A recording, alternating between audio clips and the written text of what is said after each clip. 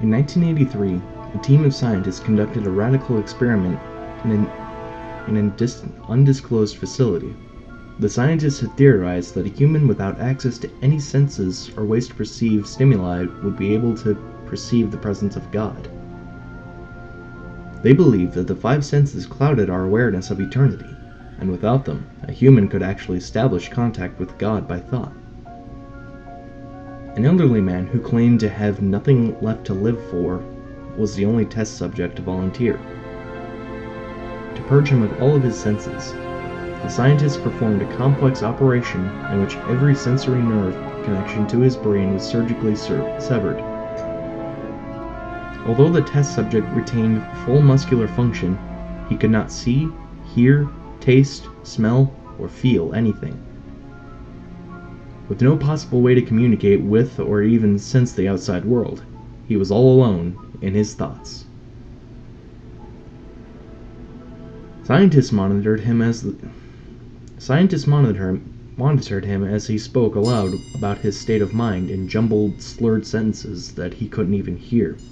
After 4 days, the man claimed to be hearing hushed, intangible voices in his head.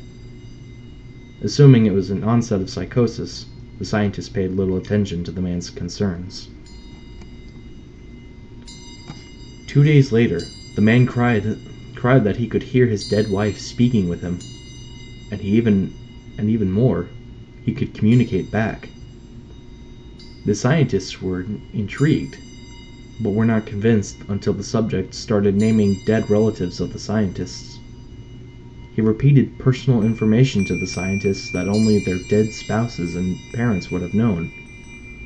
At this point, a sizable portion of the scientists left the study. After a week of conversing with the deceased through his thoughts, the subject became distressed, saying the voices were overwhelming. In every waking moment, his consciousness was bombarded by hundreds of voices that refused to leave him alone. He frequently threw himself against the wall, trying to elect the pain response. He begged the scientists for sedatives so he could escape the voices by sleeping. This tactic worked for three days, until he started having severe night terrors. The subject repeatedly said that he could see and hear the deceased in his dreams. Only a day later, the subject began to scream and claw at his non-functional eyes, hoping to sense something in the physical world. The hysterical subject now said the voices of the dead were deafening and hostile, speaking of hell and the end of the world. At one point, he yelled, "No heaven! No forgiveness!" for 5 hours straight.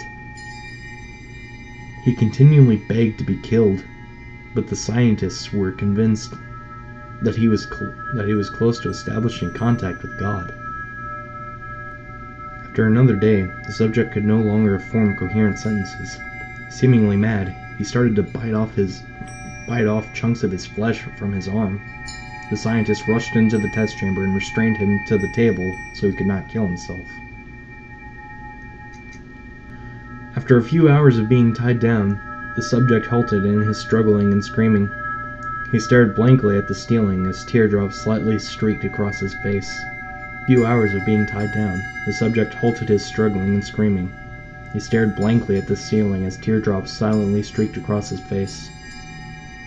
For 2 weeks, the subject had to be manually rehydrated due to constant crying. Eventually, he turned his head and, despite his blindness, made focused eye contact with a scientist for the first time in the study. He whispered, "I have spoken with God, and He has abandoned us." And his vital signs stopped. There was no apparent cause of death.